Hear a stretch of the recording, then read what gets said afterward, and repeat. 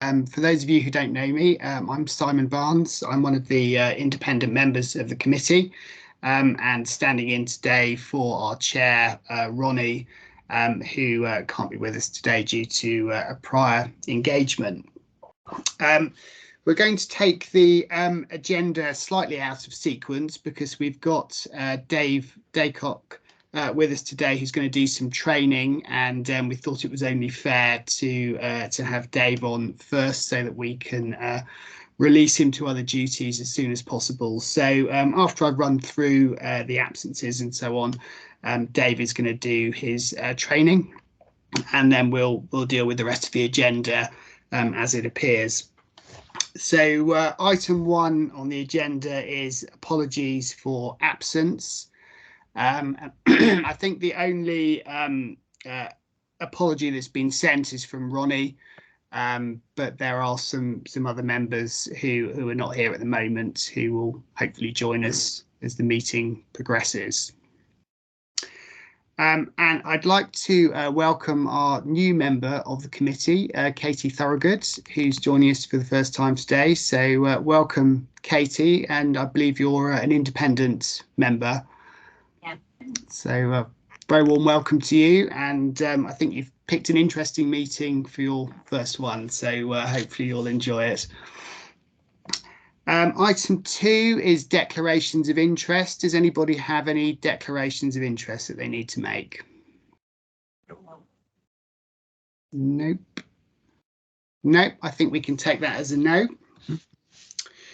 So that leads us on to item 3, which is chairperson's announcements, of which there are none. So we can then speed on to, we've got the minutes, but I did have a few points about the minutes that I was going to raise, and it might be that other people do as well. I can see Mark nodding there. So if it's okay with everybody, we'll come back to that, and we'll start with Dave's training on member conduct and standards. So if I can hand over to you, Dave, and welcome and good afternoon.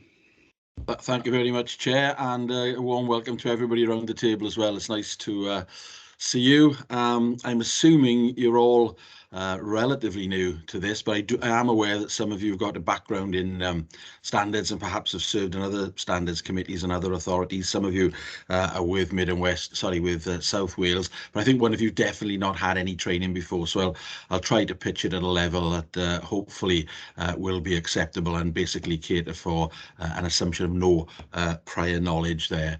Can you all hear me, by the way? Am I coming through relatively loud and clear? Yeah, if you can just nod, that would be great. And I think I've got my presentation that was come up on the screen there as well. So what I hope to do is go through the presentation with you. You'll be relieved to know there's more in the presentation than I will actually be necessarily going through, because I'm trying to confine myself to about an hour in terms of what I've got to say.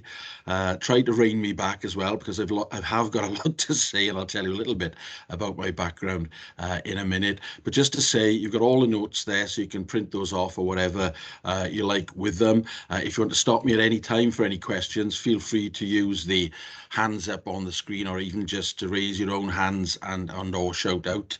I will progress, and I will ask, I think it is Scott, to actually move me on when I come to the next slides. But hopefully, as I say, the whole thing shouldn't take us much more than about an hour. If we go over a little bit, that hopefully is fine. If there is time, we can deal with questions as well at the end. And if you've got any further questions, feel free either to contact me directly or via Geraint with an email as well. So hopefully that's all the broad housekeeping. If a fire, in the likely event of a fire breaking out, I'm sure you'll be well catered for there, and that shouldn't prove an undue jeopardy to your health. Just to say, I'm the monitoring officer for Mid and West Wales Fire Authority, but I have been a monitor officer in many other guises. I've worked for Avon Fire Authority. I've also worked for Swansea Council. I don't know one of your members, Thorogood. I think it's Katie. Are you related to the former chief executive of Swansea Council, by the way? No. Katie, you are. I'm not. Yeah. Okay, that's great. Just to clarify, so if you want to give my regards to the former Mr. Thorogood there, we were colleagues together back way back in the day. Just to say that I've got a lot of experience then as a monitoring officer. We at Mid West Wales have not had many cases, but unfortunately or fortunately, depends which way you look at it, we've now got one, and we're going to go to a full-blown hearing probably in the near future, so I can share some aspects of that with you. But also I work as a barrister in private practice as well, and I've got quite a considerable experience of seeing it from the other side in representing members, and again, I'm quite busy with that. I've got a couple of cases coming up as well. I can't say too much about them, but I can certainly allude to some of the issues that perhaps are relevant there, and also, as I say, drawing on my experience as a monitoring officer going back, I'm afraid to say, 15, possibly even 20 years. So plenty to talk about, plenty to illustrate the talks with. And really, I think probably the best thing for me now is to crack on with the presentation in front of you. But as I said, if anybody wants to stop me at any time, feel free to do so. So I think without further ado then, if Scott can take us to the first page of the presentation. What will we be looking at tonight? Well, firstly, I'll take you through in a broad brush approach the members' code of conduct. Then we look at the actual work of the Standards Committee, and I don't think you've had any cases yourself, but you never know. You're just one slip away from a hearing, so I can talk you through that and the relevant procedures involved there. And then finally, as a bit of a canter through some of the key participants, if you like, key figures in the whole standards regime, I'll tell you a little bit about the work of the Ombudsman, the adjudication panel for Wales. I've appeared before that quite a few times as well, so I can shed a little bit of light on their workings there, and also the role, as I've said, of the monitoring officer, what they're there to do, what the role is in particular in the context of standards committees. So if we can move to the next slide then, Scott. What is the Code of Conduct? Well, as it states there, it's a comprehensive code to try and regulate the behaviour of members. Previous to the code, it used to be you were regulated basically by the criminal law. It was felt to be too heavy an instrument to really regulate councillors' behaviour. So it was felt a bit more sensible to draw back from that and get a code of behaviour, which was policed by, in Wales, certainly the Ombudsman. And I think, without basking in too much glory as a Welsh individual, I think it's worked relatively well in Wales, certainly in comparison to England, where they've abolished a formal code of conduct and a formal regulation of members' behaviour. I think we're much better placed. And when I do speak, and I have done quite a bit of speaking in England on that, I always say that we are in a better position because we regulate ourselves, and it's done objectively as well. I think it's important that you don't regulate within your authority. That can lead to all sorts of problems and tensions between members, and in particular the monitoring officer as well. So having someone objective outside the Ombudsman and his and her officers to come along, I think, is a very good strength of the Welsh system, and in particular that the Welsh system has effective sanctions, which mean that members cannot just ignore what they do, whereas in England they haven't got a sanction other than really the bad publicity that comes with breaking whatever code of conduct they have for their particular authorities. This presentation obviously relates to Mid and West Wales. You've got similar provisions. I know for South Wales there you've got a code of conduct. It's been presumably updated. There is a likely revision in the near future. There's a guy called Richard Penn is looking at that, but what format that takes is a little bit early, but I don't think it's going to be changing in a radical sense, other than possibly trying to involve the monitoring officer more, but I don't think that's necessarily a good thing. I think it's better to retain the objectivity of the Ombudsman rather than dragging the monitoring officer into it, which then causes all sorts of problems in terms of who advises the committee, and in particular what happens if things don't work out. Do members bear grudges and lay that at the door of the monitoring officer? So watch this space. I'm sure Geraint or whatever will talk you through that later on down the line. The code, as I say, impacts all aspects of council's role, so you need to be aware of that. You might not be aware. You might be in a situation where the code will be applicable to you, so you need to be mindful of your behaviour really at all times. If we can move on to the next code, and hopefully I'm not talking too quickly for you, but I am mindful of time flying by on this. The model code is mandatory, so you cannot avoid it. You cannot declare yourself a rogue authority and not be bound by the code. And it applies to the fire authorities and your constituent authorities. So you really need to make sure that you're aware what hat you're wearing. And sometimes, and we've got a case involving this with Mid and West Wales, an individual transgression can be a breach of the code of the constituent authority and of the fire authority. And that then will progress on a twin track approach there. So you could find yourself appearing between or before two standards committees by virtue of wrongdoing that transgresses both codes, if you like, even having identical provisions there. You can update it and change it slightly, but that's fairly rare. You need to get, I think, the consent of the Assembly to actually do that. Most codes of conduct are the same, so you will find that when you look at local authorities and the fire authorities, they'd be roughly the same codes that will be applicable there.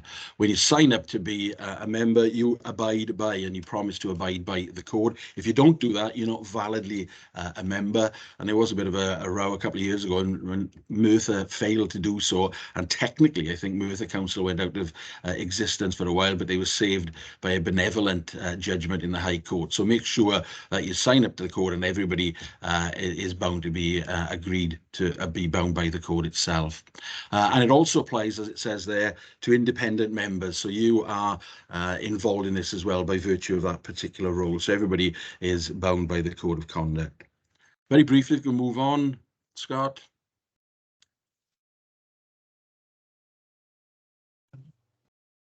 Are you there, Scott? Yeah. Should be the next slide is the ethical principles. Some technical issues affected. He's got a technical issue there. No good presentation is valid without the technical issue coming along. I'll just probe ahead slightly. The next slide is not a particularly significant one. It's really, as it's now there, thank you, Scott, I'm very relieved you were able to deliver on that one. It's about the Nolan principles, which I'm sure you all recite before you go to bed every night. You know, it's basically the key principles underpinning the behaviour of members in public life. We may want to revisit these, I think, with the way things are going on a national basis, but that's another story. Certainly Westminster, I think, needs to look at this. I think generally these codes of principles do permeate the code and the behaviour of members.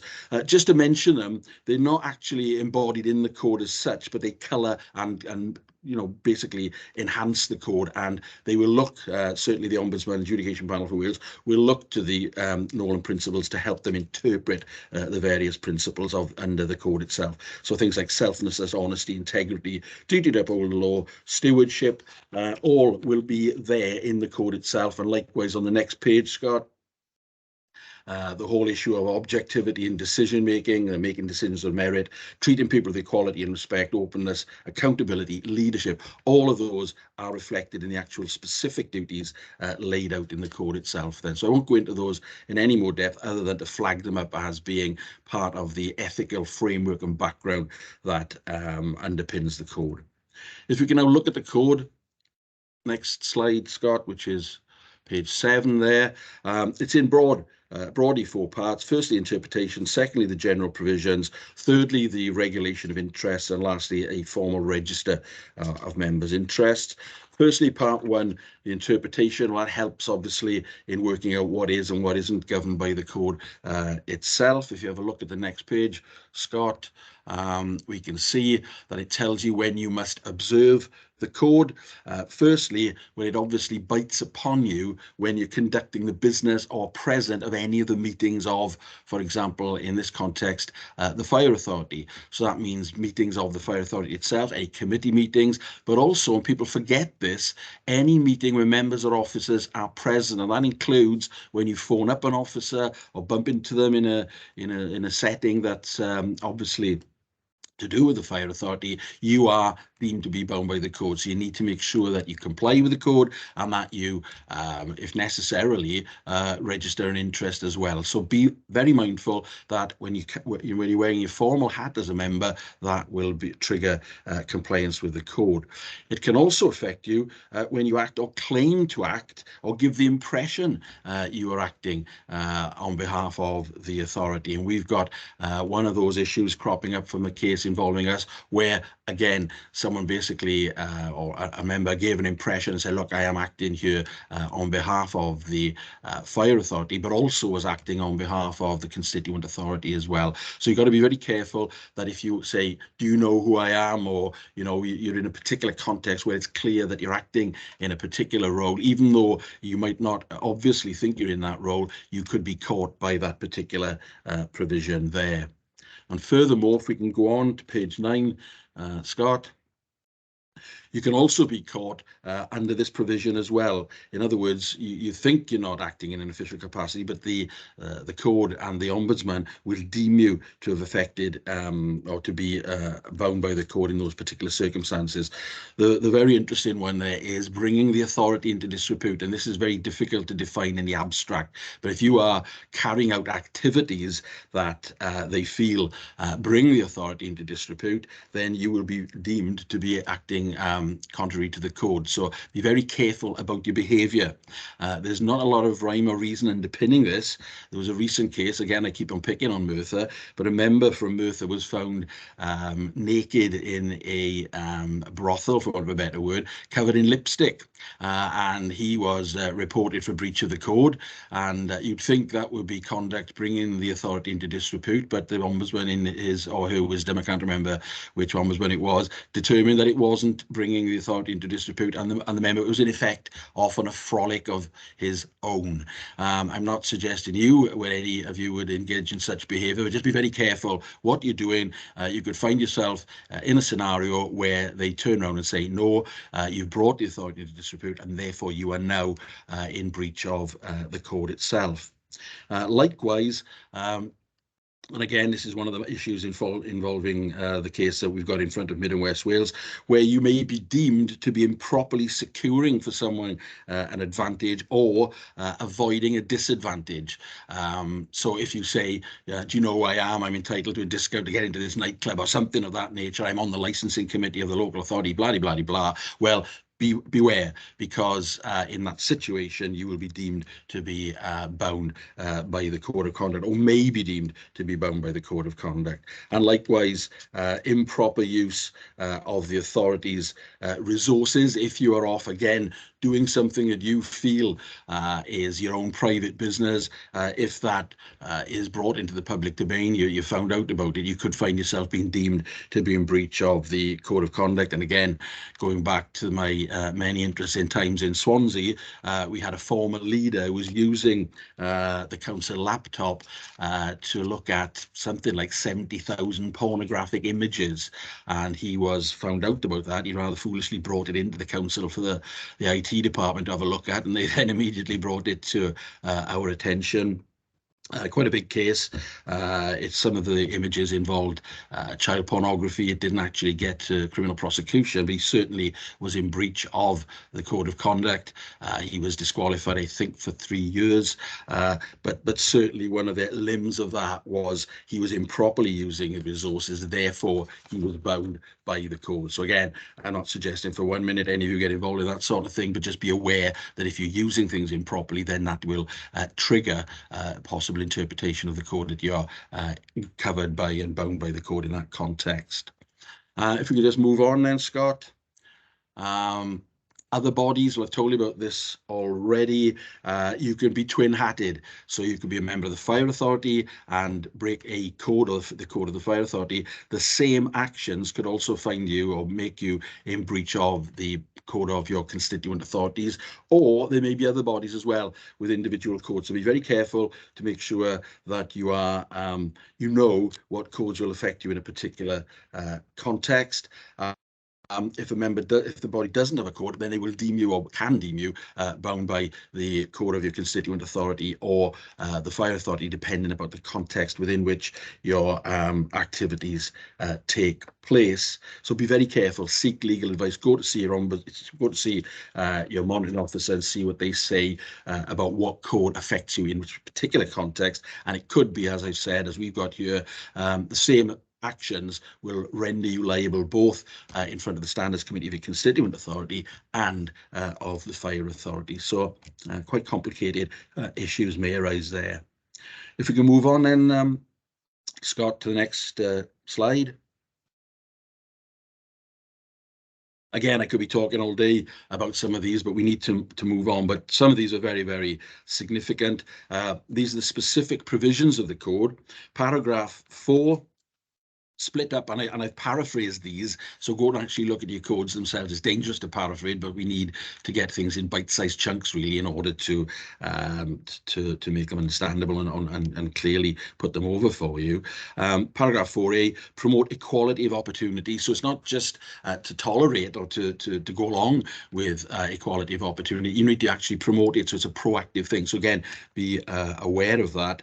The classic, probably one of the most I would say litigated, perhaps, brought before standards committees and adjudication panel for Wales would be the next two, to show respect and consideration for others and not to bully and harass. Respect and consideration, very difficult situations here. One person's vigorous management is somebody else's failure to show respect and consideration, or bullying or harassing someone. So again, be very careful. Remember, the test is what is the impact upon them. The Ombudsman would try to put themselves in the shoes of the person who is the victim, for want of better words, of the bullying or harassing behaviour or failure to show respect and consideration. You need to be aware of a case. I'm sure Geraint will have mentioned this to you before, the Calver case, which involved a councillor down in Pembrokeshire. And basically, again, there's a lot in that, but in a nutshell, the High Court determined that a particular councillor wasn't in breach of the code because of comments that he'd made about a council.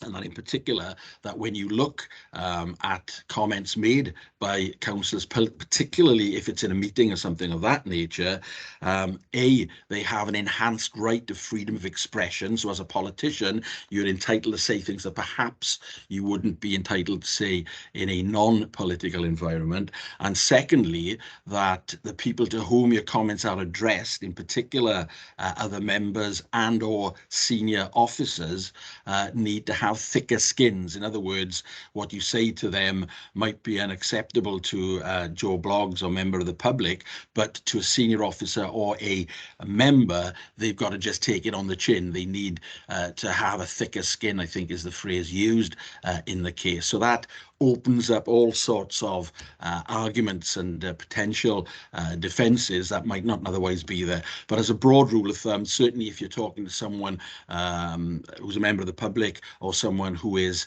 a relatively low grade officer, then I think you need to be very careful that your actions do show respect and consideration, and that they cannot be or be likely to construed as bullying, harassing. But if it's above that level, then you may have defences available to you in that context.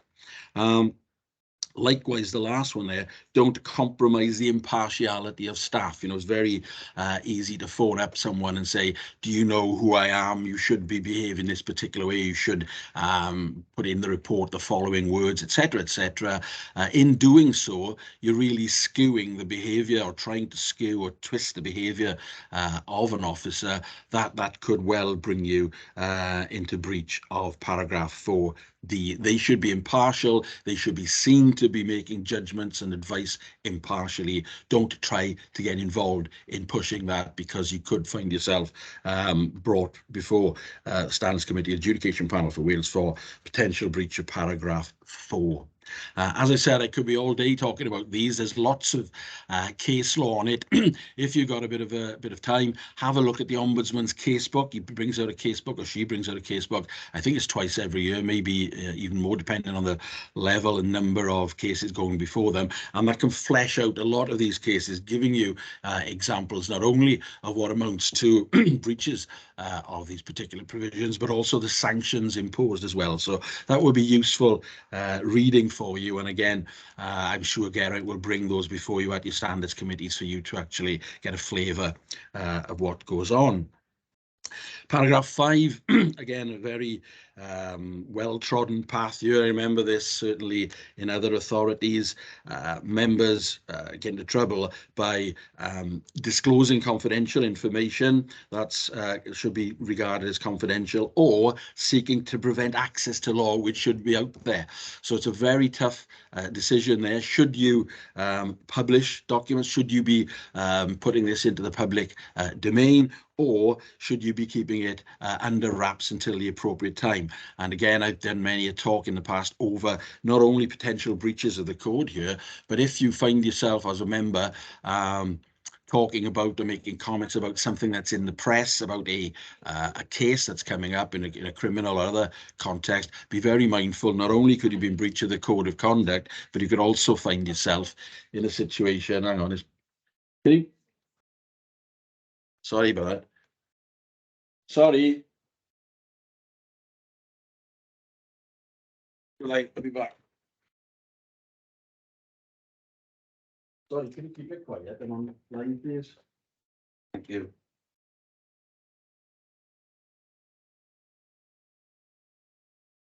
Sorry about that. We're in an open plan office, so if somebody else is talking, it can come through. I don't know if you've heard anything, but anyway, so basically be very careful that you don't speak out on issues, because if you do, you might find yourself in contempt of court proceedings. So you don't want to go down that route. So paragraph 5 basically regulates what you can and cannot say. And again, members should be mindful not to breach those provisions. Paragraph 6 over the page. Thank you. The one I mentioned already, really, don't bring the authority into dispute. What that amounts to is impossible to define in the abstract. Just you need to ask yourself, what I'm doing is something that I'm comfortable with. Is it defensible? Am I doing something that could, in the minds of ordinary individuals, be seen as bringing the authority into disrepute? And certainly looking at pornographic images or whatever on your laptop is something that really you shouldn't be doing. So that is something that you really have to go through as part of the individual requirements of the case that you're considering. Report any actual or likely criminal behaviour. There is a threshold, things like speeding, I think, isn't caught by that, but certainly serious criminal offences, there's a duty to report that there, and likewise any failure to comply with the codes. It shouldn't be tit for tat though, so make sure that someone isn't making vexatious or malicious complaints. So again, there's a balancing act. Is this something that's validly been brought up, or is it tit for tat? And again, regrettably, in the past there have been certainly things like community councils. It seems like the whole community council are reporting one another for what they feel are breaches of the code, when in fact it's not stacked up. It really is a frivolous or malicious,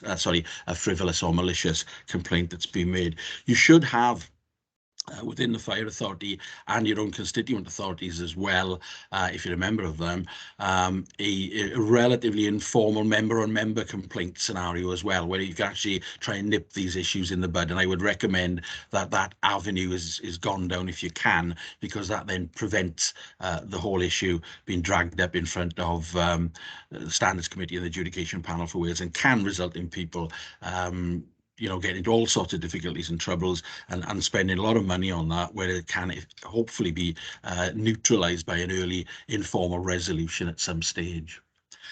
Paragraph 6, to comply with any requirements of the monitoring officer or the ombudsman. That's probably self-evident. You need to do what you're told. You need to go along with this. If you don't, you then are actually in a further breach of the code of conduct. I think you may also be deemed, or proceedings can be brought for contempt as well. So you need to treat the ombudsman and the Adjudication Panel for Wales with respect, hopefully, that they deserve there.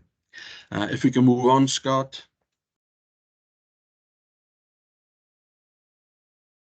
This one I've already mentioned. We've got an issue coming with us for the Fire Authority here. Don't use your position, or a member shouldn't use their position to improperly confer or secure an advantage or a disadvantage. So you shouldn't be saying, do you know who I am? I'm entitled to this.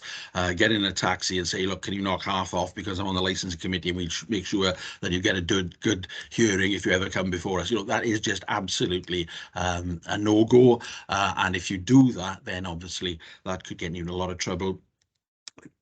Particularly, I think, by abusing your position. That's an aggravating factor that the Adjudication Panel for Wales or the Standards Committee would take into account there.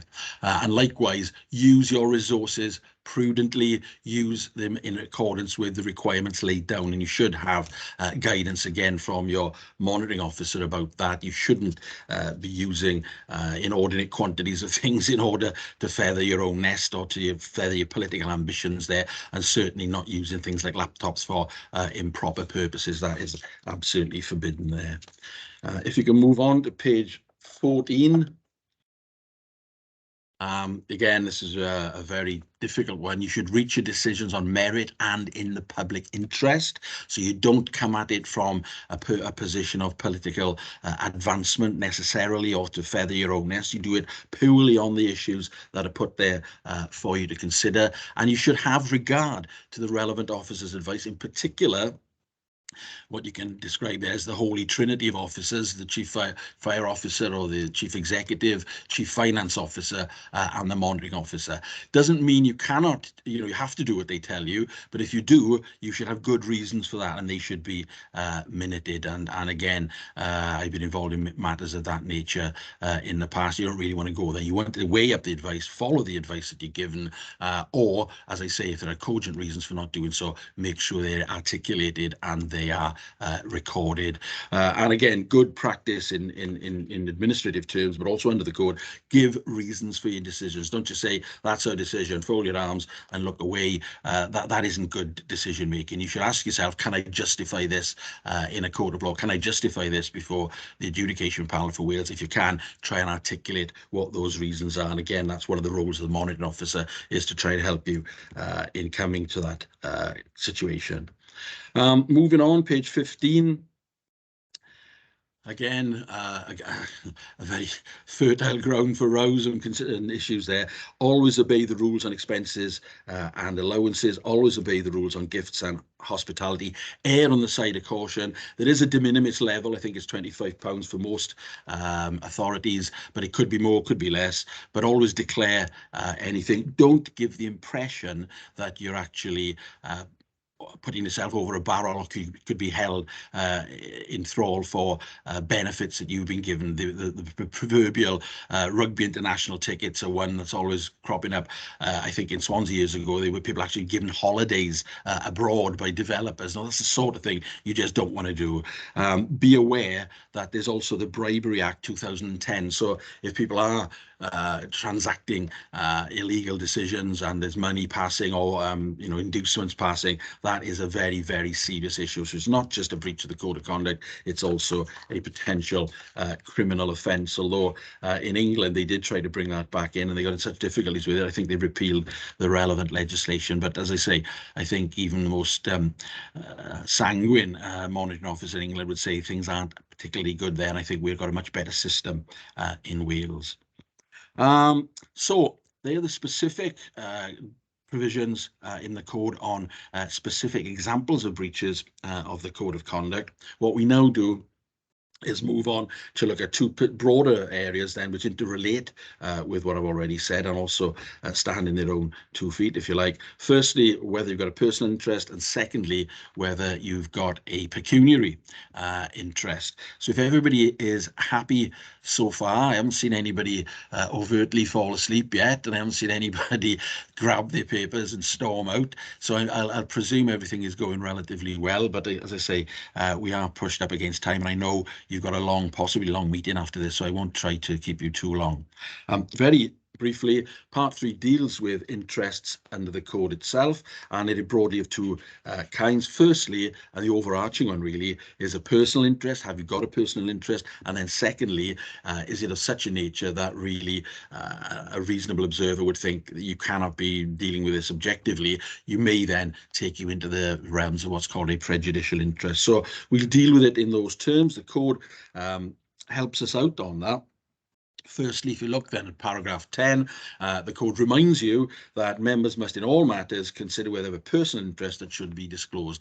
So that's the bottom line, really. It is for members, and it's the responsibility of members to make that decision and to be seen to consider whether they have a personal interest. They cannot absolve themselves by saying, well, the monitoring officer told me not to say anything or whatever. That would be a mitigating factor, but it's not it itself a ground for saying you failed or not to abide by the code. So the ball is very much in the members' court. Ultimately, it's their decision. They can take advice on it. They should record the advice that they've been given. And as I said, that will be taken into account in determining your culpability, but it doesn't necessarily follow that will mean you've got to get out of jail free card. You as a member or you as a member of the Standards Committee judging someone else will look at it and say, that responsibility is theirs. Have they got a personal interest there?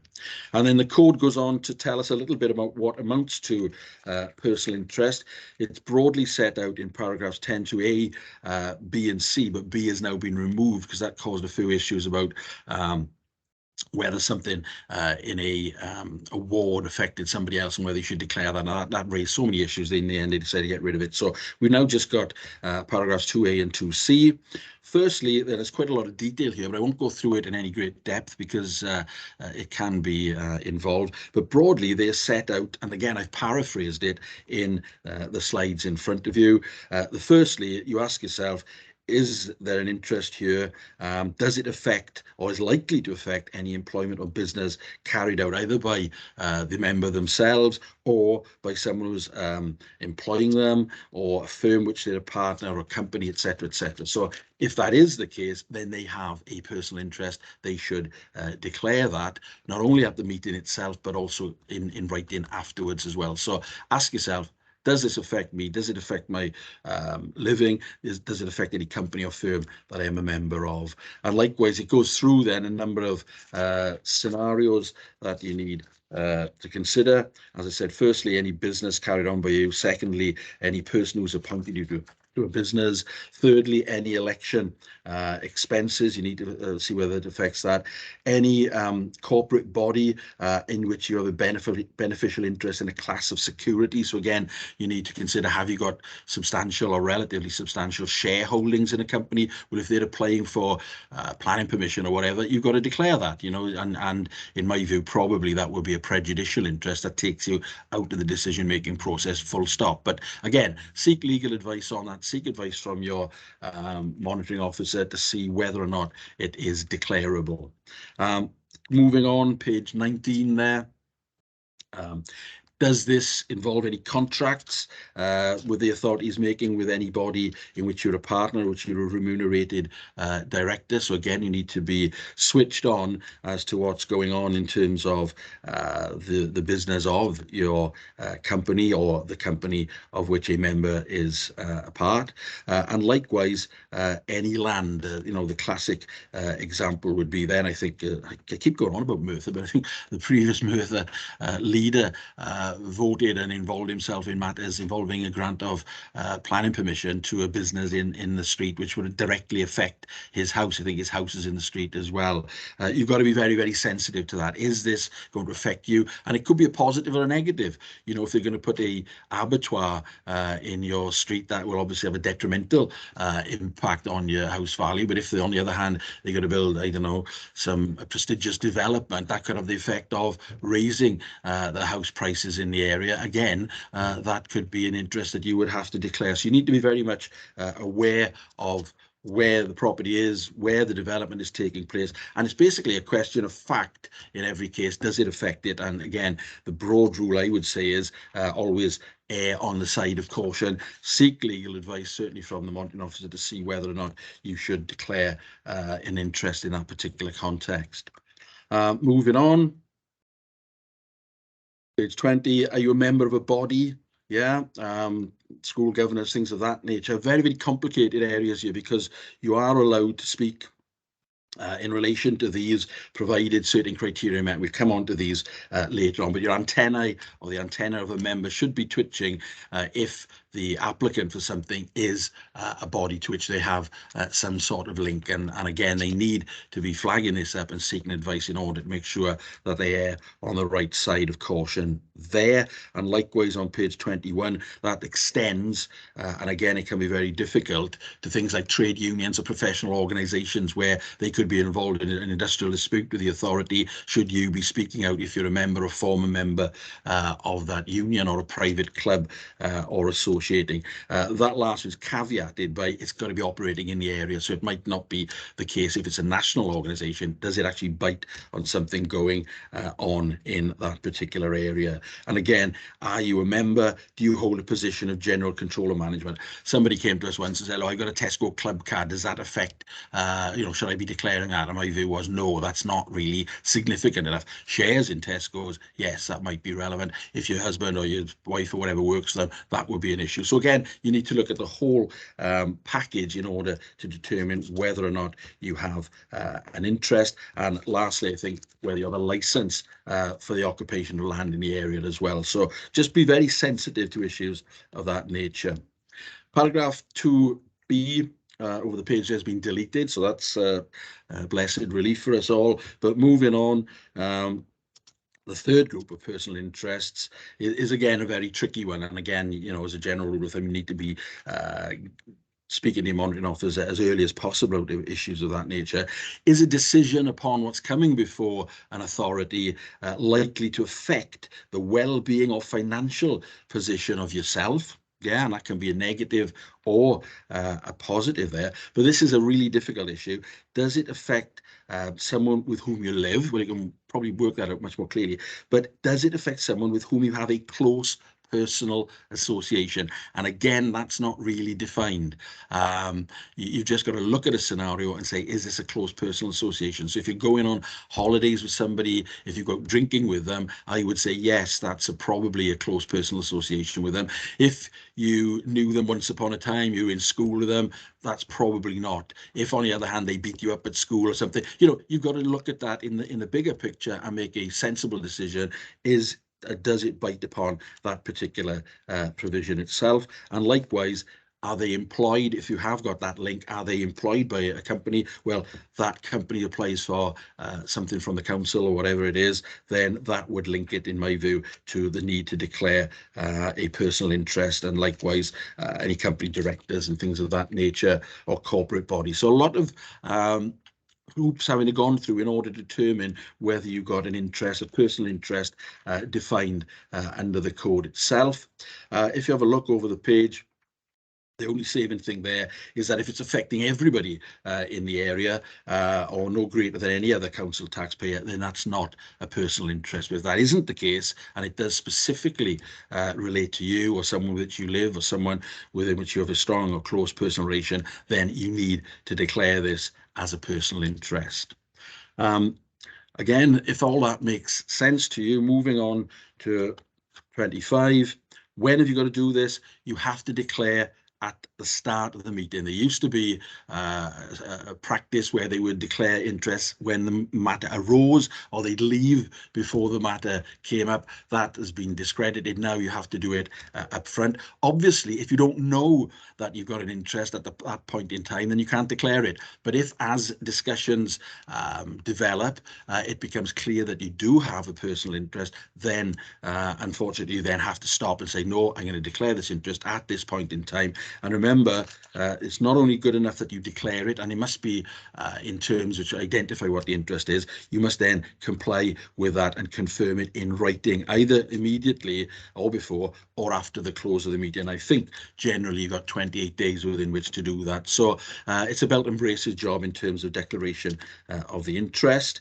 And just be aware, this applies not only when you're sitting in a meeting But also, if you make any written representations, if a member writes in about a development taking place, wherever, and he's got an interest, he must declare that when the written representations are made. And likewise, within 14 days of any oral representations made there. So if you phone up, or a member phones up an officer and he's got an interest, he cannot just pretend as that it doesn't matter because it's a telephone conversation. He's got to actually declare it in the same processes. And often that isn't picked up, and I think that's something that could cause problems for members if that eventually came out. So that's personal interests. There's enough in that to keep you entertained for a considerable length of time, but it goes on even further in terms of prejudicial interests. This takes it one level further on, if you like. So have you got a personal interest? But you then need to look at what the decision is going to be about and ask yourself, is this interest that I've got, and that's on page 26 there, is it one which a member of the public with knowledge of the relevant facts, in other words, it's not a totally ignorant person, but someone broadly understanding the issues here, would reasonably regard, so it's reasonable, regard as so significant that it's likely to prejudice their judgment of the public interest. In other words, that if you look at this, would you say, well, this guy is dealing with an application coming before him, and it's his brother applying for a license for a nightclub or whatever. That just doesn't stack up, does it? That is not only a personal interest that he should have declared, he also really shouldn't be making this decision. And if that test is satisfied, that amounts to, in my view, and probably the Ombudsman, in what amounts to a prejudicial interest. In other words, your judgment cannot be trusted on the matter. The member's judgment cannot be trusted on it. They need to remove themselves from the decision-making scenario. And the effect of that is set out there. You must actually withdraw totally from the meeting. It used to be some people thought, oh, you can declare it and then sit up the back or something of that nature. No, you've got to get out and play no part in the meeting. I was involved in a case a couple of years ago where a member didn't say anything. She just sat there, and she felt that that was sufficient. It went before the adjudication panel for Wales, and they were quite robust on that. They said, no, you had a prejudicial interest. You shouldn't just sit there saying nothing. You actually pack up, go out for that particular item, and then come back in. Or if there's another matter after it, then whatever. But whatever the item is, you cannot participate, or perhaps more effectively, be seen to participate in anything to do with that meeting. If you don't do that, if you don't remove yourself, you're in breach of the code, because the prejudicial interest test will have been satisfied. Moving on, it does get a bit complicated here, so I'll try and explain it as best I can, but there are exceptions where, in effect, you have a prejudicial interest, but the code says we won't deem it to be prejudicial, and they're set down in paragraph 12 there. Broadly, if you've been appointed or put on another body by the body that which you are a member, that normally allows you to speak on behalf of that body. You should declare the interest, but you can be saved, if you like, by the provisions on page 27 and page 28 there. But be aware that if it bites in particular on something to do with you, for example, they've given there as a school governor. As a school governor, you can talk about it. It's not necessarily a prejudicial interest if you've been appointed by your authority. But if it's a particular school that you're involved in, or it particularly relates to a member of your family, something of that nature, then in my view, you need to take advice on it. And that probably will mean that this exemption will not be applicable. And there are similar provisions, if you have a look on page 29 there, where they allow you to be involved if it's about housing functions of the council, a tenant with less than 2 months in arrears, or it's about school meals, or about a child in full-time education, members' allowances or payments. They allow you to participate in those circumstances, even though objectively you might argue that they're prejudicial interests. But just be aware, you've got to be very careful on that. And finally, at the bottom of page 29 there, none of this applies if, for example, it's to deal with any approval, consent, license, permission or registration, in other words, something under the Licensing Act or something of that nature, you probably are well advised to just declare a prejudicial interest and remove yourself from the meeting. Not only does that mean you're out of liabilities way in terms of a breach of the code of conduct, it also means that that decision is legally watertight in the event of it, and it's can often be the case in licensing, and I know quite a bit about that, in licensing context, where you will be challenged in probably the Magistrates Court or even on a judicial review. So the broad rule there, anything to do planning, licensing, things of that nature, I would suggest that you seek legal advice on it or mounting officer's advice, and generally err on the side of caution, declare and remove yourself from the meeting itself. Hopefully this is all making sense, and I'm trying to get this done as quickly as possible. If we can move on very briefly to overview and scrutiny, well, that's not applicable to fire authorities, so I'm not going to deal with it. If you are interested in it and feel it's relevant, go and speak to the mounting officer, if applicable, of the constituent authority that you belong to. Otherwise, if you're an independent member, I wouldn't be bothered about that. Page 31. As I said, it really reiterates the points I've already made. If you've got a prejudicial interest, you get out, you don't have anything to do with it, and you don't follow it up with a written memo or a phone call or anything. You just don't touch it. It's absolutely quarantined, so don't get involved in any shape or form there. And on page 32 is a general advice, really, which I think stacks up. Personal interests, say and stay. So you just tell them what the interest is, and then once you've done that, you can then talk about it. Prejudicial interests, I hesitate to use the word wash and go because I got no hair and I haven't used shampoo in years, but it is the concept wash and go. You declare and then you walk away from it. Yeah, you have nothing whatsoever to do. And I think if you abide by those overarching principles, you won't get into trouble if you're a member, and the members coming before you hopefully won't be before you. But if they haven't done that, then they will be in trouble. Last couple of bits and bobs, and I've left those till the end because they can cloud things, but I think I've just got to deal with them. If you have a look at page 33 there, there are further exceptions.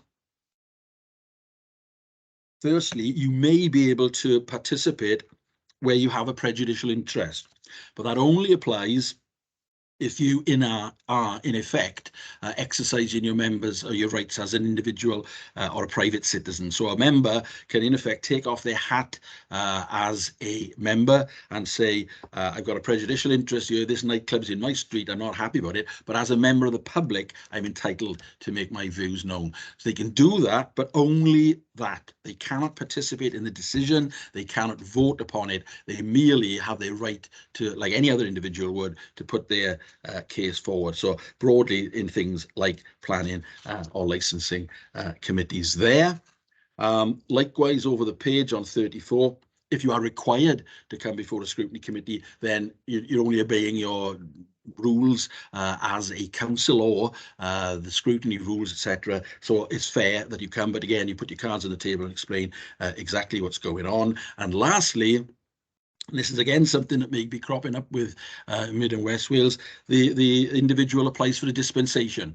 So you've got an interest, possibly a prejudicial interest, provided on page 34 there you can bring yourself within those criteria, and provided the Standards Committee will hear this, agree, they can then grant you or the individual member a dispensation to speak on a particular matter. I think they may be able to grant power to vote, but certainly that's something you need to think long and hard about. But certainly dispensations can kick in and to allow you to participate, even though at first blush it might appear that you've got a prejudicial interest in the matter itself.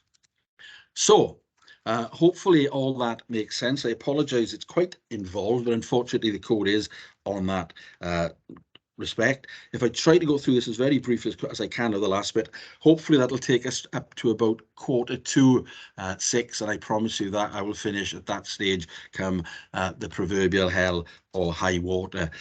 Moving on, page 35 there, you need to register your interests, so make sure you do that within 28 days if there's any changes there. Page 36, if you're involved in something so sensitive that it opens you up to personal threats or danger, you can go to your monitoring office and say, I don't really need to register this. This is something that could put me in the firing line. Then you can do that. So obviously something like anti-vivisectionist campaign might be aimed against you. Doing that could save you from intimidation or violence. So again, you need to take advice on of the monitoring officer for that.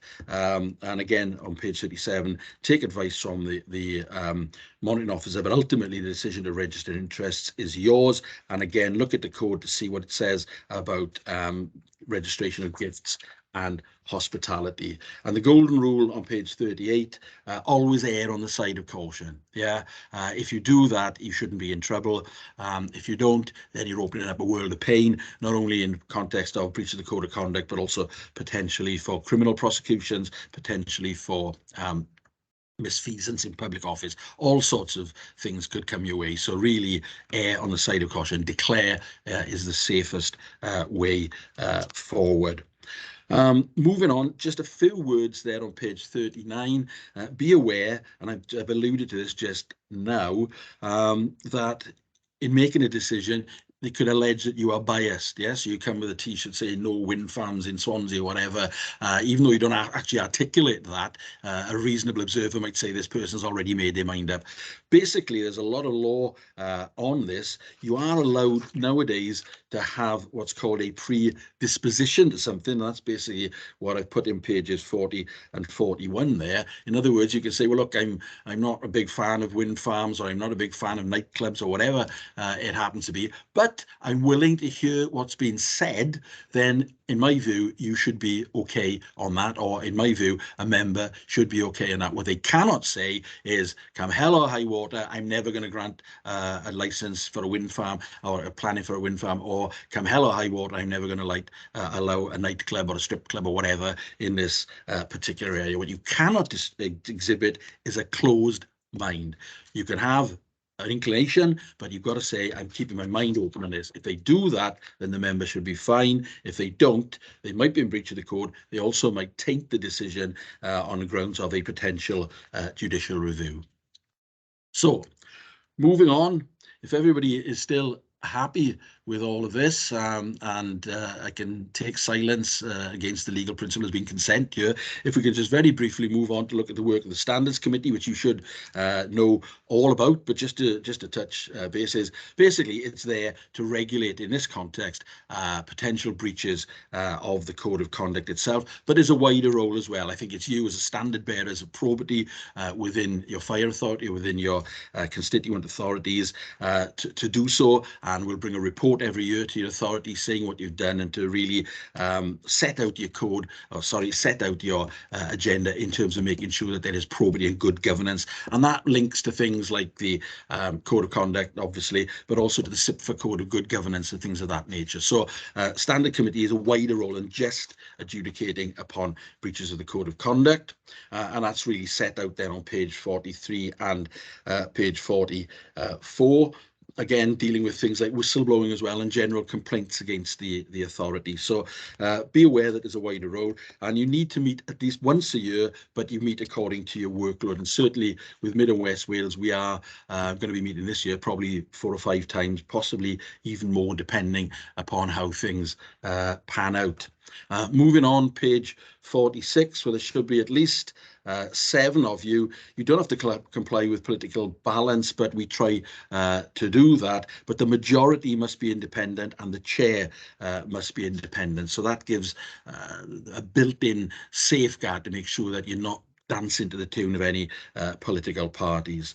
Your term of office is set there on page 47. Make sure you comply with that. You don't want to be turning up for years after you're not eligible to be there, because that could taint any decision you make. It could be set aside. So make sure that you renew, and that you renew in time.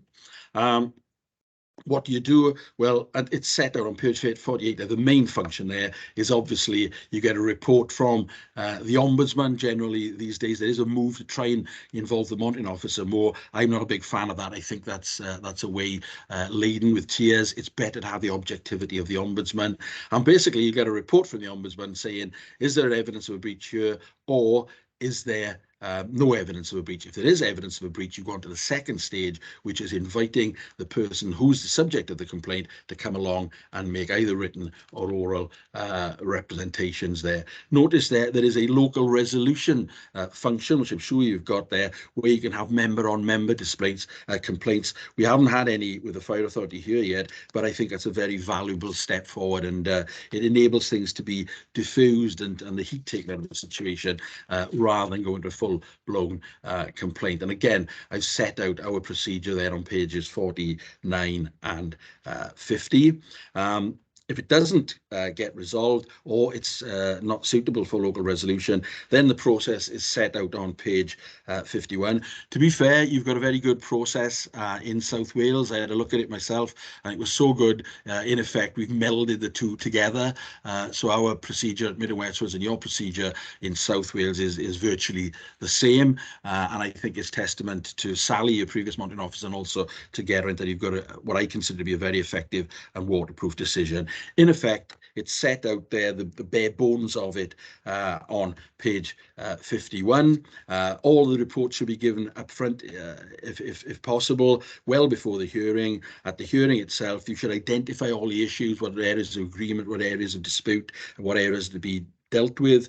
Normally, an officer will take you through it. Generally, that will be the in-house officer, but it could be the Ombudsman's representative there. And then basically, you get the Ombudsman's officer to put the case, to say why they think there's been a breach. You can ask any questions. You can allow the complainant or the person complained of to ask any questions. And then it flips then to them, to allow them to have their say. And again, reasonable questions can be put. It's not like a court of law. You're not there to trip them up or to, in my learned opinion, etc., etc. You've got to really just put questions to them to try and clarify issues in dispute there. At the end, both parties, in my view, shall be able to sum up, and really then it's for you to decide whether there is a breach of the code or not. If there is a breach of the code found,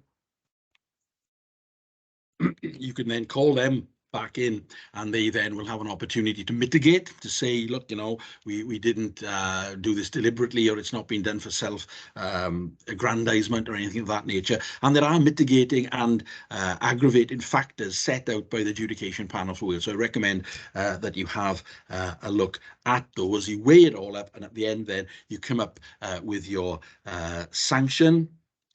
Generally, the sanction is set out on the page 54 there. There's no failure to comply, or you fail to comply but no further action, failure to comply, and you can censure somebody, which is often the case if they're no longer a member, or you will suspend or partially suspend for up to 6 months. Partial suspension means you can say, well, you don't attend particular committees or fulfill particular roles. So it's not an all or nothing scenario that you're presented with.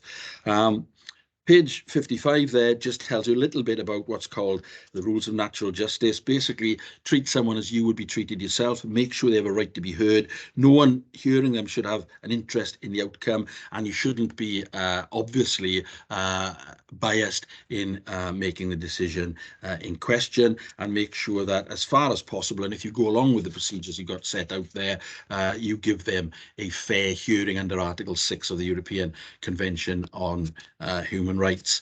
Page 56 there basically embodies what I feel are good decision-making principles. In particular, hear what they've got to say, even if you think it's a load of rubbish, and allow them to say their case, give them plenty of time to do that. You shouldn't bully or harass them in the hearing itself. It should be in a consensual and inclusive way. If you have any legal issues, seek your advice, and don't be frightened to stop the hearing, seek the advice, and then come back. But you have to tell all the parties what the tenor or the content of that advice happens to be, and at the end of it arrive at clearly a clear and justifiable decision from the party's point of view.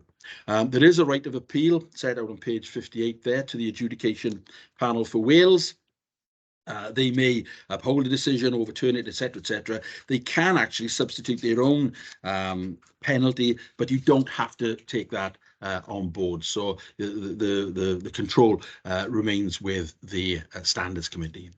Last couple of bits and bobs then on the final pages there. You've got the work of the Ombudsman. The Ombudsman's independent. The Ombudsman, in my view, brings that independence to this process, and is something we shouldn't lightly get rid of. The Ombudsman as well can now investigate complaints of their own volition as well. So they don't necessarily have to have a formal complaint. It doesn't have to be in writing as well.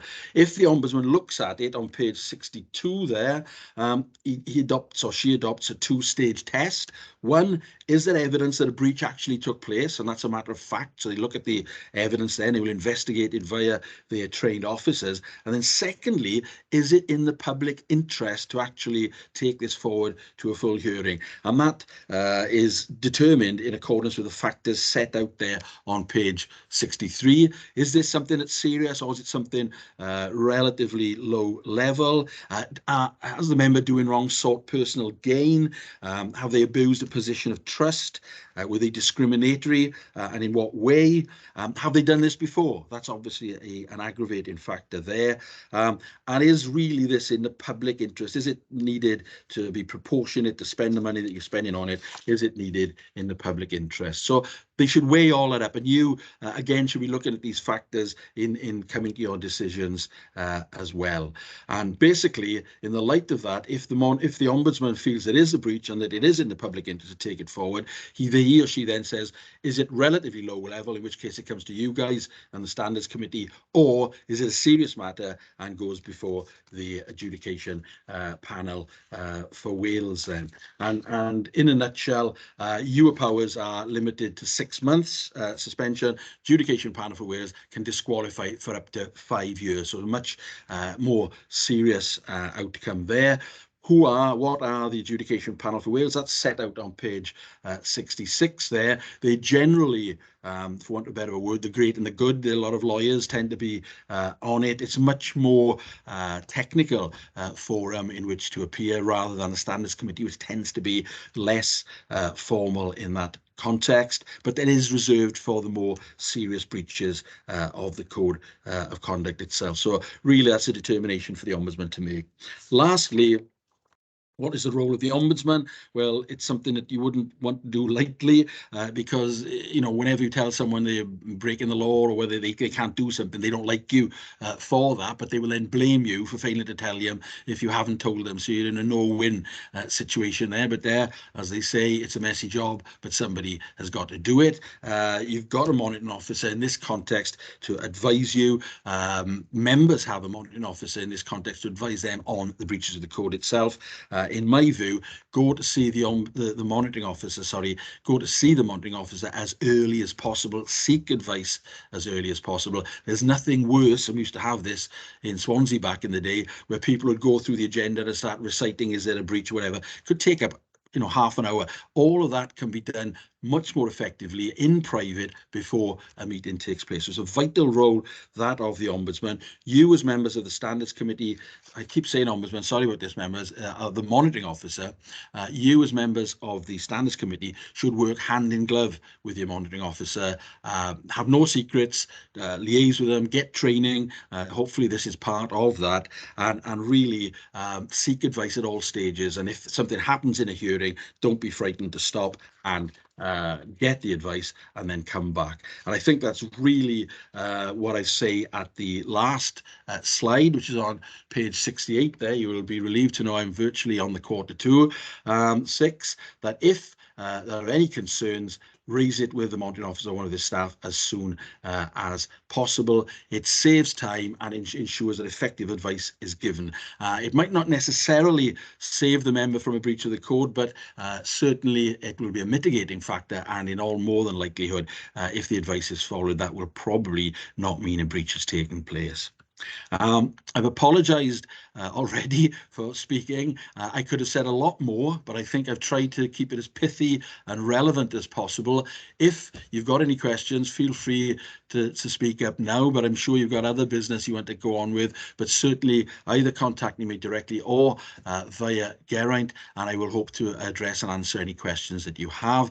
But I will just say thank you very much for listening to me. I think you've enjoyed it, or if not enjoyed it, you certainly tolerated it without booing me or throwing anything. You can't hit me through the ether.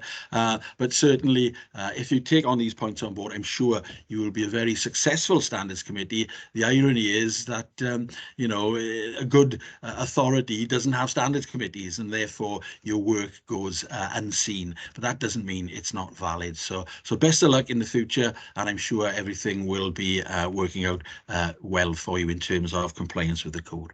Thank you. Thank you very much, David. That was very comprehensive and very interesting for those of us who have worked primarily in England, where, as you say, we used to have an effective system, and now less so. I think the Welsh system is much better than the the English one, with some real teeth to it. I'm conscious of the time. Does anybody have any burning questions for David, or? We've all got the slides, so we can refer to them in our own time. Comes for Glyn Holmes in the room here, Simon. Yeah, do you want to ask a question? Yeah, thank you very much. I would endorse what the chairman has said. I thought it was a fantastic presentation. And fine. The question I put is, when I was on the planning committee many years ago, a local resident made a planning application for a very large extension to his house. He wanted to lobby me, he wanted to come to my house, because the application was put forward for refusal by the planning officer. Well, I made it quite clear I don't entertain anybody in my house with development, etc., but I was going to the local hostelry about, say, 8 o'clock to meet a good colleague of mine. Of course, he came barging in with a big file under his arm. He virtually lobbied me, bent my ear for about an hour, and virtually insisting on buying beer across the bar, which I politely refused. So my mate and I made sure we bought our own. He asked if I would support it. I said I'd give it due consideration.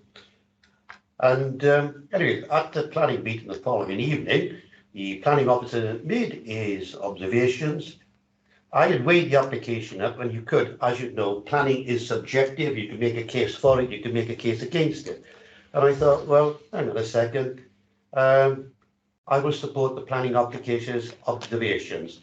Now, it may be said I might have let it up the garden path. I would never admit to that. But when I said I will move officers' recommendations for refusal, you could hear the gulp behind. Needless to say, he never puts a poster up for me at election time. He passes me in the street and he sort of snorts and grins. So, did I do the right thing? In my view, 100%. And I was, if I'd given you the sort of added on version of this, tell you a story of a councillor in Swansea who went to a site visit, and it was about travellers and planning permission, and they in effect corralled him off. And when it went to court, it was his word against 3 of them. And he was in a very difficult position. He shouldn't have allowed that to happen. So my bottom line is, try to get a witness with you if you can, and try to avoid any conversations off the record or anything of that nature. It should be done through the planning committee. Anything outside that is lined with tears. So yeah, I think you did the right thing. Thank you, David. Great. Well, I'm conscious of the time, so I think we should probably crack on with our agenda. But if I can thank you again, David, for a really interesting presentation and very comprehensive slides, which I'm sure we'll all refer to in the future. So thank you very much. Thank you. Have a good meeting. Thank you. Thank you. you. Bye. That was good. Brilliant. Great. Well, that was very interesting. And that brings us back to the main agenda. So the first item of business is the minutes of the last meeting, which are on page 5 of our papers. So if we just go through those very briefly, and I'm not going to go through them in any detail, but if there's any matters that anybody wants to raise regarding the minutes, then do shout out. There was one thing I was going to highlight, which was paragraph 112.1. Does anybody have anything before that they wanted to raise? Mark, I think you had an issue you wanted to raise. Yeah, I just wanted to briefly ask about on 108.2 and 109.2, which was where we'd expressed an interest in having the Ombudsman's statistics broken out as specific areas, how that had been fed back, because there's nobody sort of named to do that action. So I was just curious to know how that was followed up on. Mm-hmm. I'll pick up on that one, Chair. Sarah and I met with the Ombudsman's office a few weeks ago. They don't break them down further. This is something they weren't particularly keen on looking to break into further categories. What the Ombudsman did say, though, and they've agreed to come to our next meeting in January and run a training session. And perhaps that's something they can discuss in more detail directly themselves in that meeting. Yeah, that's great. Thanks for following up on that.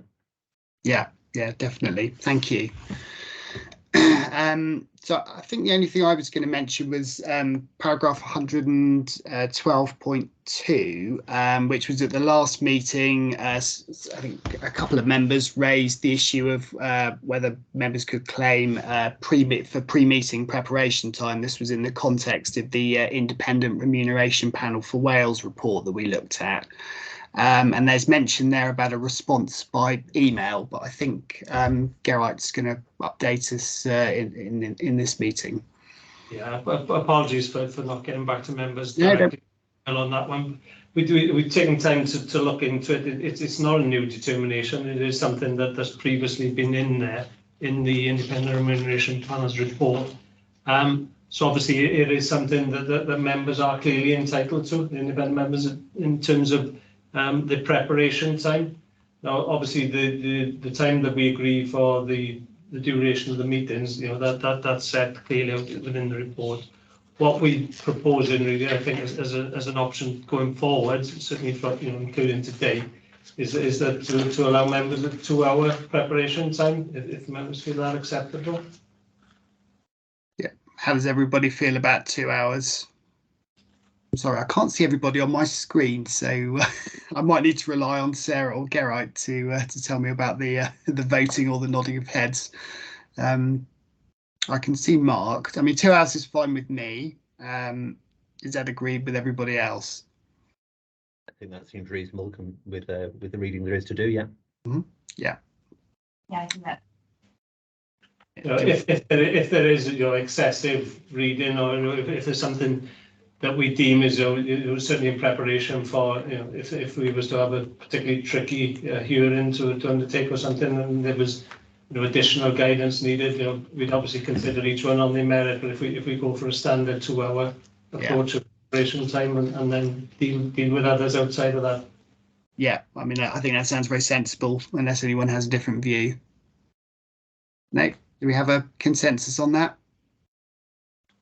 Believe so. Yeah. The only independent member we haven't heard from is David. Yeah. But as David hasn't said anything, we'll assume agreement. Yeah. Good. Okay. So that's agreed. That's great. That seems like a very pragmatic way forward. Did anyone else have anything after that paragraph? I had something else on 113.2. So this was about the annual reports. Apologies if I missed it, but I think it says there that a copy of the final version would be sent to us for approval. That may well have happened and I've missed it, but I don't recall seeing it. I was under the impression that we had done that. Right. I'm sure apologies if it hasn't. Yeah, that's fine. I'll check my records. Yeah, good. Anything else? Sorry, yeah. Just to say, I think that did come out. I think it was. I think it was a couple of weeks after the last meeting, maybe 2-3 weeks. Right, that is probably my mistake then. Great, thank you very much. Anything else on the minutes? Nope. Okay, so that's the minutes agreed. So that brings us on to item 5, which is a review of the terms of reference of the Standards Committee. And I think, Gerard, I think you're going to present this. Yeah, just obviously the terms of reference, the existing terms of reference for the committee have been in existence for quite some time. I think the previous review was undertaken in 2012. So as Appendix 1, I've included within the report what are the existing terms of reference for the committee. At present, Sarah and I are currently doing a sort of review of all constitution documents for the authority as a whole. And obviously, with this being the first meeting now of this committee, I thought it was an ideal opportunity to put before members, a sort of an updated, refreshed version of the terms of reference. Certainly to take account some of the terminology to fetch that more up to date and in line with the fire authority, and to certainly include the requirement for an annual report, and just to make it a bit fuller really in terms of what it covers off around some of the work that this committee does. So obviously set that out there in Appendix 2. So happy really to take observations and see if there's any suggestions for any improvements or additions. Right, thank you. Well, it seems like a very worthwhile thing to do. That's on page 17 of our papers in Appendix 2. So the recommendation is to approve that. Does anybody have any comments or observations about the draft there? I will move, Chairman. I'm sorry? I will move. Well, I've got a couple of comments. Does anybody else have any before we...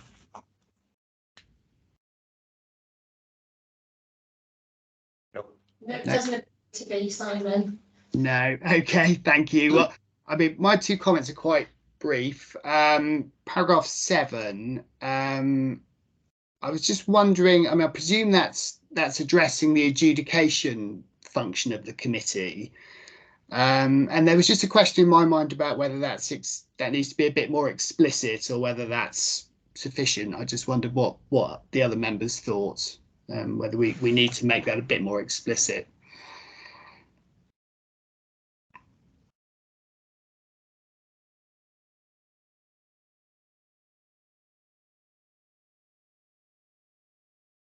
Or are we happy with that as it is? Were you thinking, do you have any specific thoughts on changing the wording of that, Simon? Well, just I suppose, I mean, I presume that that's dealing with, if we do get any actual adjudication cases that come to us, whether that's explicit enough that that's within our remit, or whether we're happy that that's clear enough. I mean, there's a lot to be said for leaving the drafting a bit quite wide, I think, but it's just a question in my mind when I read it. I imagine dealing with any reports, the report itself would indicate what they want from us. Yeah. An adjudication when they pass it back. I'd imagine that dealing with the report itself would give some indication as to what was required. Yeah. Any other comments, or we're happy with that? Nobody's indicating.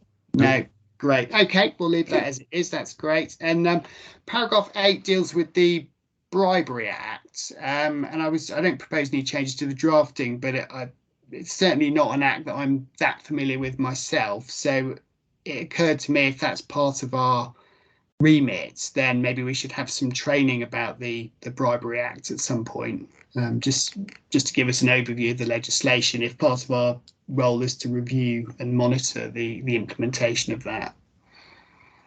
How can you alter that, Chairman? Because my view is bribery. It's probably the case I outlined earlier on. The person who tried to bribe me with beer. That was quite clear. I should have reported to the Chairman of the Planning Committee, and he might have been brought before the police. Well, I think, I mean, I don't know that much about the Bribery Act, but I think it is actually a relatively complex piece of legislation. So It might just be something for Geraint and Sarah to have a think about, or if they feel we don't need any training. If it comes from a legal perspective, you might be able to make comment on it, but I always found with legislation, it gets so damn complicated, you need a solicitor and another solicitor to give the interpretation. I think that it's certainly something we can pick up in a future session. As I said, probably some of what Dave presented covered off or certainly touched on it and brought it into some of the items around the Bribery Act. But I think it would be perhaps good practice if I fetch something here around our anti-fraud and corruption, bribery, that says in-house, and link it in with the whistleblowing policies we've got as well. Yeah, that sounds good. Yeah. Awareness / training session around that. Yeah, I mean, I don't think it needs to be a sort of a big session or anything, but it might be useful just to have a really brief overview of the legislation, how the bribery is defined, what our roles and responsibilities are as a standards committee. Yeah. No, that's right. Great. Okay. Does anybody else have any other comments or observations about the draft terms of reference? No, nobody's indicating, Chair. Great. Is everybody happy that as a committee that we approve those as drafted? Yeah. Yes, lots of agreement all around. Great. Well, I think we have a consensus there then. That's fantastic. Thank you. Good. So the next item on the agenda is item 6, which is a schedule of observation visits by independent members of the Standards Committee to the Fire and Rescue Authority committees. So we've got the table itself there in our papers. I don't know whether Geraint or Sarah would like to say something about that, or. Yeah, I think it's certainly within the last meeting that we had, and it was certainly discussed as an area of good practice for independent members to certainly now, through the use of Teams, it's quite easy to observe fire authority meetings and to sort of the invites come out as part of standard, I think, with fire authority members. So what we was hoping was to get sort of coverage off across the independent members, certainly to cover off the fire authority meetings. We've got 3 remaining for the year. And we've also got 3 finance committees and 2 HR and equality committees. And I think it would be good if the independent members could observe at least some, if not all of those, to obviously just to see the way the meetings are conducted, to ensure good practice is maintained, and to sort of build up that sort of wider relationship between the independent members and the fire authority, so that they recognise the existence of the Standards Committee. I think because like we've said numerous occasions, because we don't have anything referred, because of the good practices, they do operate in isolation. So I think it'd be really good practice if we can sort of start getting good coverage across each municipal year there. Okay, and you were saying that that's possible in person or virtually? Yes, yeah. Yeah, so that does open it up a lot more if it's possible to attend via Teams. Good. Would anybody like to say anything about that? I mean, presumably it's something members can look at the timetable there and decide which committees they'd like to observe, and obviously that's going to depend on people's commitments and so on. So presumably we're going to do that on an opt-in basis. Yeah, if we, as I say, if members can check their availability, and then we can coordinate that through Scott or Hannah in member services. Yeah. Okay. Great. Would anybody like to make any comments or observations about that? Nobody's indicating, Chair. No. Great. Thank you. Well, in that case, if anybody would like to observe a meeting, if they can contact Scott or Hannah and arrange it through them. Thank you.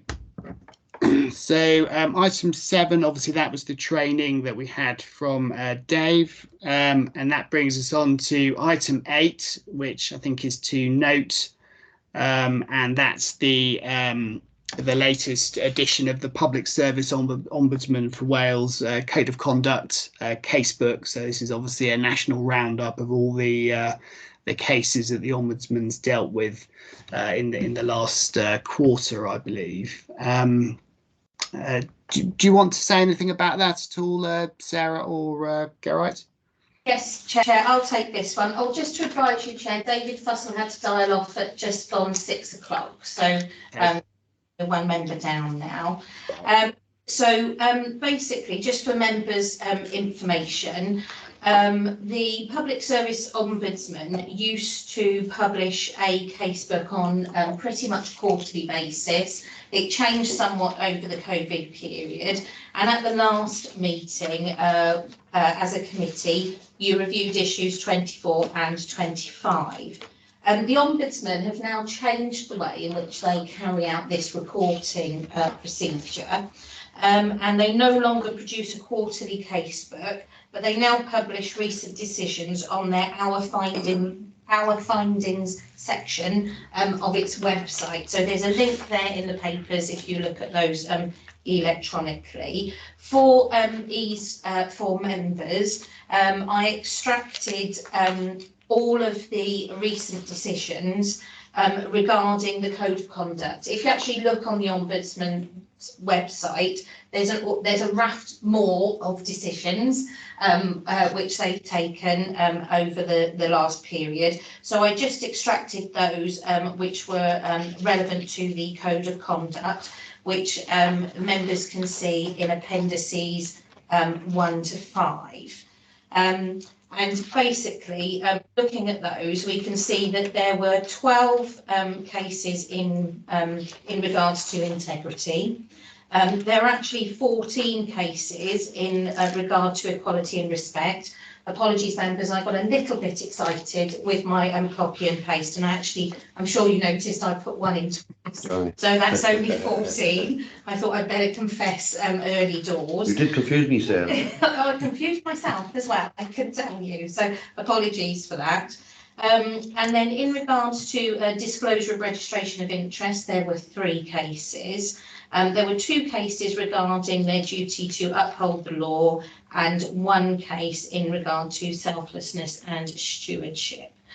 So we've got the details of each of those cases in the appendices. I don't intend to go through those in any detail with you, but one of the things that I found most interesting was the number of those cases that either, involved social media in some case or form or another, which was quite interesting to me. So the recommendation is that members note the content extracted from that section of the Public Serviceman Ombudsman website regarding complaints against the Code of Conduct for the period of March 21 to August 22. I don't believe we'll have such a broad date next time we report on this, which will be in our next meeting as well. But happy to open up to discussion or observation from members. Great, thank you, Sarah. Does anybody have any comments or observations? I have a comment. I would read it was blatantly obvious that there was a breach of conduct, but it was me. Most of them were just petty political, as I saw it. This is only time. Yeah, I think there were quite a few that weren't pursued by way of a full investigation. So yeah, like you say, I think there were quite a few that obviously weren't considered to be worthy of an investment of resources.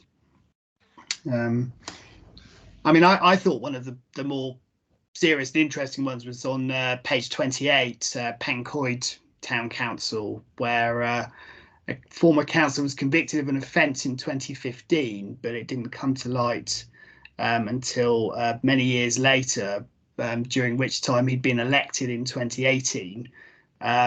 But his deception, and didn't declare it, and then his deception came to light when it was exposed by a newspaper in 2020, by which point he'd been a councillor for 1 year and 8 months, and the adjudication panel disqualified him for 24 months. So that certainly stood out to me as being one of the more serious cases that was highlighted there.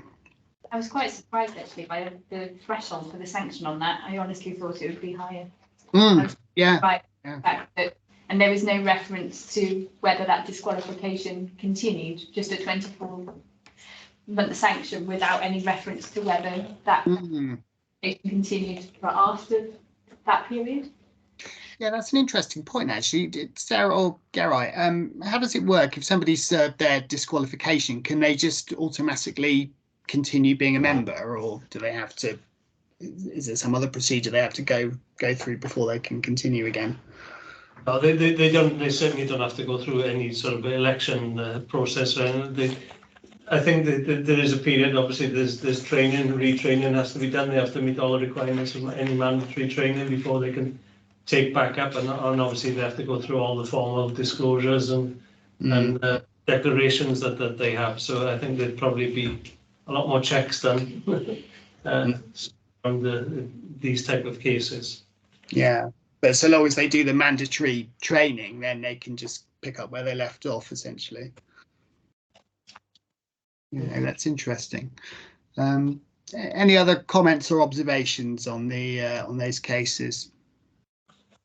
The case that stood out for me was page 38 of the paralegal had been disqualified from employment as a paralegal due to dishonesty and disrepute, but that didn't translate into any other arena of their lives because they classed it as personal life, even though it was employment. And I thought that was quite an interesting decision.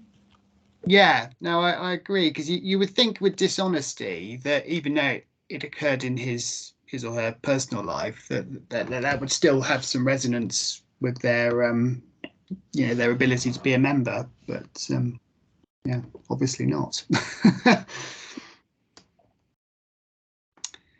I think the good thing with presenting these cases and good examples as part of the reports that we put with the next meeting with the ombudsman obviously attending the meeting, would be a really good opportunity to put some of those observations and questions at that point. I'm sure they'll thank you for saying that. Yeah, no, that I think that'll be really interesting. And I mean, I thought it was interesting how many of these involved the adjudication panel for Wales, because I remember at the last meeting when we looked at the adjudication panel statistics, I think they barely sat in the last 12 months, but they seem to be quite a lot busier now. So I thought that was quite interesting. Yeah, I think the observation from the ombudsman when we met with them was, I think the social media, as Sarah pointed out, has certainly the aspects that sort of fall out of social media now. We've certainly seen an increase in the number of cases which have been referred. So. Yeah, because I remember that at the last meeting there was some specific guidance for members about social media, wasn't there? Was that national guidance, I think? So it sounded like that was definitely timely in that case. Good. Any other comments or observations on that item? No. Great. Well, we note that. Thank you. That was very, very useful. So that takes us to item 9 on page 63, which is an update on the All Wales Standards Forum. I think, Garai, you were going to present this to us. Yeah, this is just a very brief update on it. And unfortunately, the Monitoring Officers Group for Wales, so all the monitoring officers across all local authorities and associated bodies in Wales, we meet periodically, at least quarterly throughout the year. Our next meeting isn't until Friday. It's this Friday coming, so timing wise, I'd probably have a better update for you if it was this time next week. But just in terms of what they're looking to achieve, obviously there's been, I think, quite an established forum across the North Wales Standards Committees for some time, but it was felt that would be useful to have a national forum, which would involve certainly all chairs of the Standards Committees across Wales. They sought sort of opinions across all local authorities and fire and rescue services, national parks, to see whether standards committees were in favour of that. And I think it was definitely a resounding yes, that everyone thought it was a good idea. So I think the wheels have started in motion, but haven't got across the line yet into actually establishing it and getting it set up. Hopefully Friday we'll have more of an update. Certainly following the meeting, I'll pass on any updates that we get from that. But it certainly seems as if it won't be long before that national forum is up and running. And obviously the main idea is so that we can exchange best practice, sharing of knowledge, and showing what good and bad stories are going on across Wales, and to be able to sort of exchange views and I think that really the development of that ethical scheme with the Penn report due to come out, things like that, I think are ideal topics that they'll be discussed and disseminated back through all the standards committees. So I think it's just a matter of timing, watch this space, and I think it'll be up and running in no time. Good. Well, that sounds very positive, and I remember it. The idea of a national forum, something that we've discussed previously at the committee. So yeah, that all sounds very positive and obviously very sensible to share best practice throughout Wales. Any comments or observations on that? No? Mark. Sorry, could I just ask a quick question? Absolutely. So I was looking, I think, on page 66, so there was bullet points 2.2 and 2.3, where it discusses the duties being placed on principal councils, which I guess doesn't then apply directly to the Fire and Rescue Authority Standards Committee. Have I understood that correctly? I think that's the next item, actually. Oh, sorry, no, that's all right. Don't worry. Don't worry. Was there anything else on item 9 before we move on? Nope. Great. Okay. Well, if we move on to item 10, I think Gerard was going to present that, and then we'll come back to Mark and your question. Sorry, yeah, I've written that down next to the wrong thing on my agenda. Yeah, no problem at all. Great, Gerard. Yeah, this is obviously just the feedback on the consultation process of the Welsh Government's standards of conduct, the statutory guidance. So they obviously wrote out, asked for the responses back on their consultation, and it's pretty much a standard approach they use with these consultations. They sort of give a bit of background information and then set a set of questions which you're asked to respond against. Obviously, the responses are there within the appendix to the report, but it's looking for sort of the views on particular areas, and this piece of guidance strongly focuses on the role of leaders and political groups within, as I say, within principal councils. That's not to say that we are captured by the legislation as well, even though we are not a principal council. We are captured by that piece of legislation, the Local Government and Elections Wales Act. So we naturally do have views and would feed back into this process. And just to give assurance to members, we do tend to reply to as many of the consultations as we possibly can, because we do think it's important that we do get the Fire and Rescue Authority's views into these processes. So just picking up some of the key points, across the feedback that was given in this consultation. Obviously, the number of responses is fairly low, I think, probably for what they would expect normally across Wales. So they got 15 responses, which is particularly low, I think.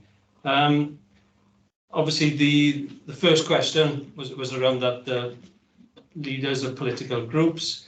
Some of the comments raised was, concerns having to disprove any accusations made against political leaders. The other things were like that they tend to look at low-level complaints. So would it be picking up more things that they possibly shouldn't be looking at? Another observation. Would there be the same level of reporting requirements as a standard committee for the annual reports, or would political leaders have to do annual reports? And then obviously reporting any serious concerns to the standards committee, the timing of doing that for leaders. And the one that keeps cropping up through lots of these is the need for training. But say with it being particularly around political groups, we don't necessarily see so much of an impact on the fire authority as that, because we very much use the ethos that members are here to serve the authority and to almost leave their political allegiances at the door. So we may not be implicated so much by that one. The second question then was around the expected standards committees and the draft guidance for standard committees and principal councils. Again, some of the observations were around the standards committee having to monitor political leaders. That's something they've not had to do in the past. It was an additional duty. So some of this may be onerous. Again, mandatory training required for this.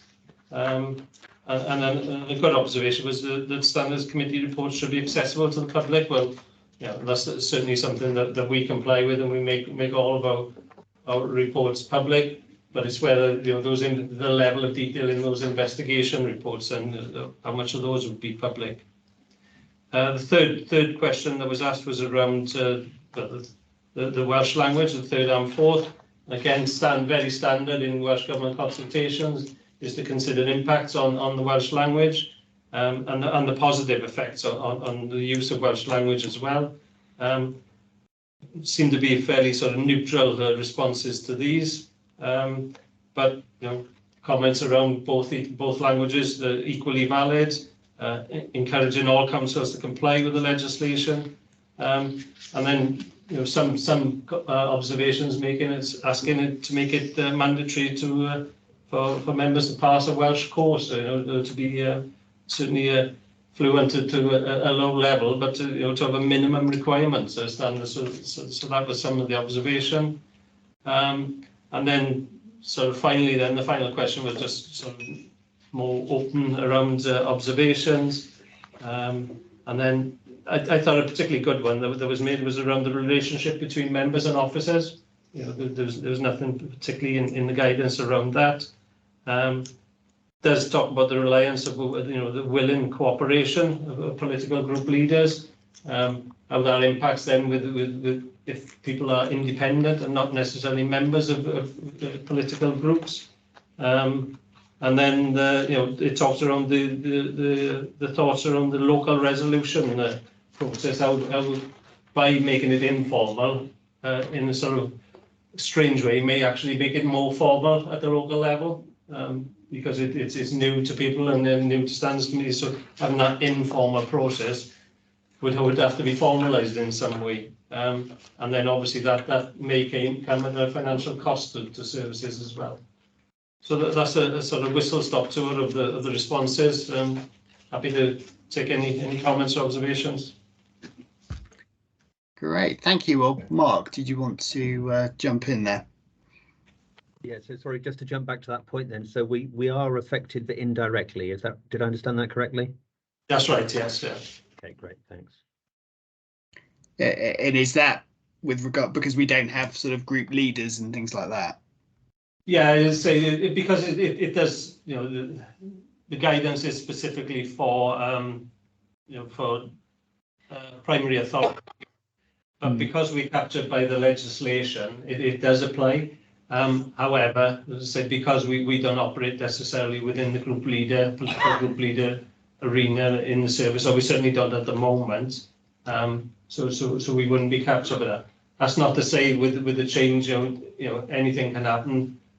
With the change of political balance, because as a fire authority, we haven't got the sort of comfort of knowing that the members are going to be the same for the duration, the 5-year duration following an election, because the local authorities nominate each year at their AGMs. So our sort of makeup of the fire authority could change at any time.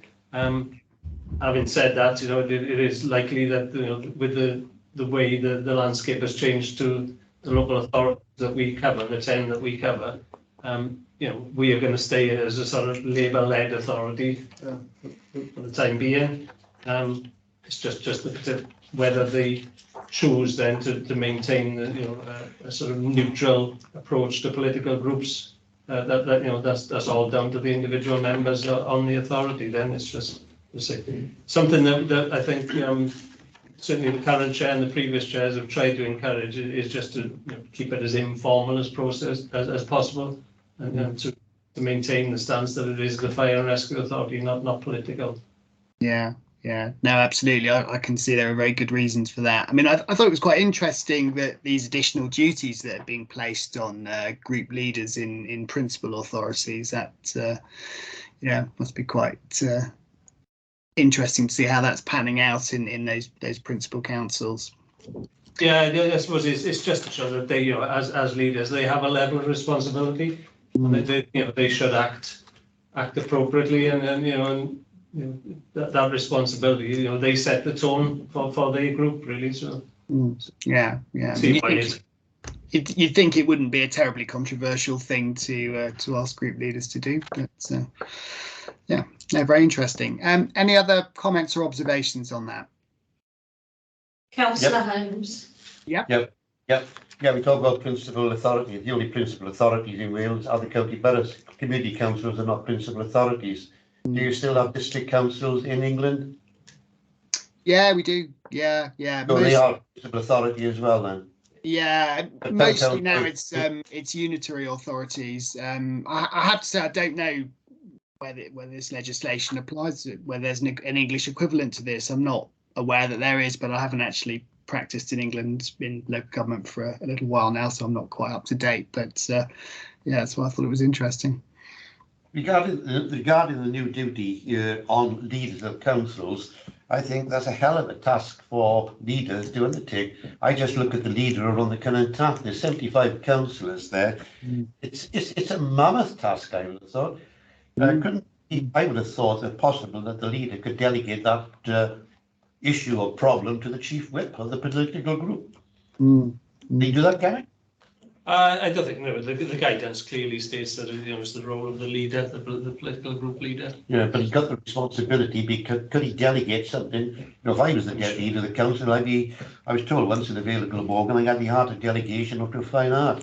And I always think that, well, why do it when you get somebody else to do it? I would have thought he would be the chief whip of the political party. I'm sure in practice that's what will probably be going on. But as I say, the responsibility lies. I'm sure Sarah will say that I delegate lots to her, but it's me that's got the responsibility for it. I'm sure the chief of the fire authority delegates many issues to subordinates. Yes, they're called I wouldn't ask you to comment on that. development opportunities. That's what we call them. Many and varied. Yeah, many learning opportunities. That's great. Does anybody else have any other comments on item 10? No. Great. Well, that brings us to the end of the meeting and our agenda. I think we're meeting again, according to my diary, on the 30th of January. Yep. Sarah's nodding. I've got that right. Good. Okay. Well, unless there's anything anybody else wanted to raise, I will close the meeting and thank everyone for their attendance. And thank you to Sarah and Gerard and the team for organising some very interesting training and a very comprehensive set of papers. Thank you, Chair. And thanks for standing in as Chair, Simon. Really that's fine. It's my pleasure. Good. Okay. Thank you very much, everybody, and see you in January. Thanks all. Thank you. Cheers. Bye-bye. I got it.